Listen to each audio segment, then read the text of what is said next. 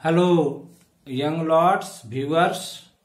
I am going to talk about the romantic poetry today. The poetry that was produced in the first 30 years of the 19th century differed from poetry of any age, of any group of poets. This poetry is a clear departure from the previous poetry ever written. This poetry is always referred to as the poetry of romantic revival. This poetry has unique love for nature, individual freedom, imagination, and a study of mankind. The poets who produced this kind of poetry were William Wordsworth, S.T. Coleridge. These two poets are considered poets of older generation of romantic revival. The other poets include Lord Byron, P.B. Shelley, John Keats, Scott. Now let me talk about the features and characteristics of the poetry of romantic revival, or the poetry that is known as romantic poetry. William Wordsworth took inspiration from nature and individuality. He made an epic of his own experience in the prelude. William Wordsworth revolutionized the discipline of criticism by publishing lyrical ballads with collaboration with S.T. Coleridge. William Wordsworth was born in 1770 and he continued to produce poetry by 1850. He was nurtured in the Lake District of England. He was deeply influenced by the teaching of Rousseau, and his own experience convinced him that man was naturally good. In the French Revolution, he saw a great movement for human freedom. He wrote lyrical ballads in 1798 with the collaboration of S.T. Coleridge. William Wordsworth penned Tintern Away, Immortality Ode, Ode to Duty, Laodamia, which is one of his classical poems. His poetry gives a call for return to nature. William Wordsworth found that materialism was dominant over mankind. The world is too much with us is a poem which talks about the dominant materialism in the world.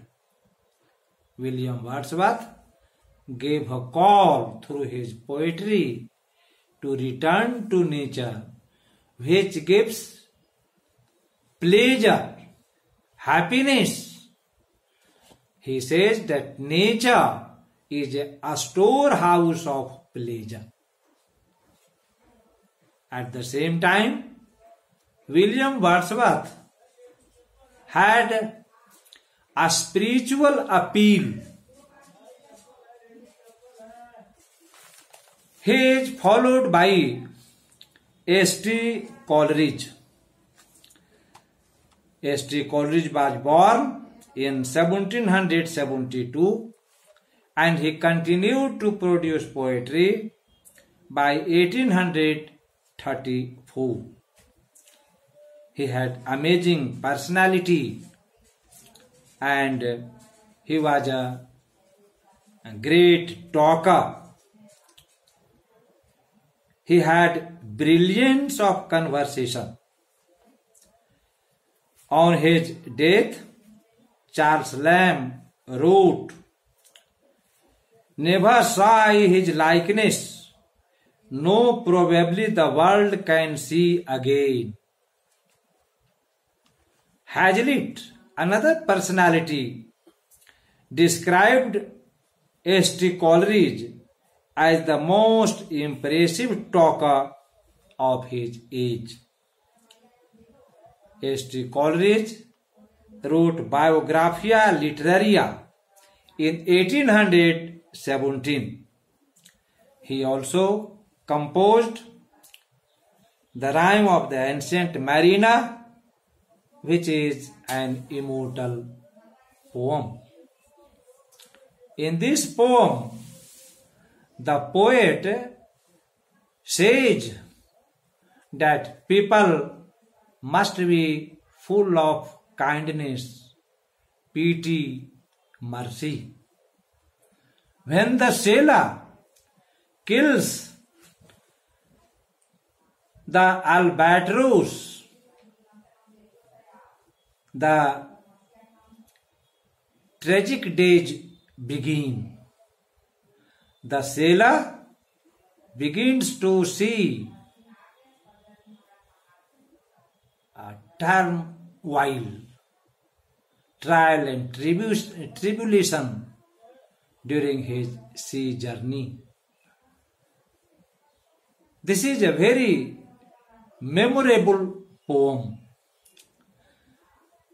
In one of the passages, the poet says, "Water, water everywhere, but all the boat did shrink. Water, water everywhere, but not a drop to drink." Kubla Khan is his another important work. Christabel is another landmark work of S.T. Coleridge.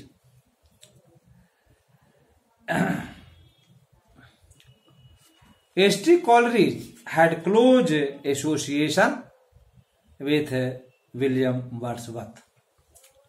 The third great poet of this group or in this group falls Lord Byron. He appears on the firmament of the romantic poetry in 1788 up to 1824. Lord Byron wrote A Vision of Judgment in 1822. Don Juan is his landmark, which appeared in 1819 and published in 1924. Lord Byron became a member of the House of Lords. When he was a member of the House of Lords, he delivered brilliant speeches there. His speeches are still read with great interest.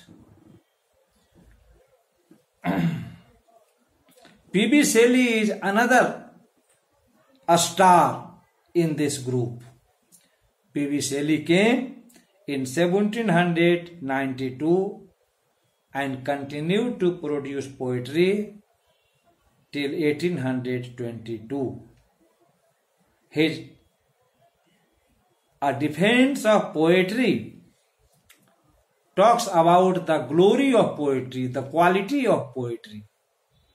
He sings of the quality of poetry over any other discipline. Queen Mab is another immortal work of P.B. Shelley. The Revolt of Islam is another important work. But Prometheus Unbound is a lyrical ballad, a lyrical drama in which P.B. Shelley portrays Prometheus as the champion of individual freedom and liberty. John Keats was another great poet.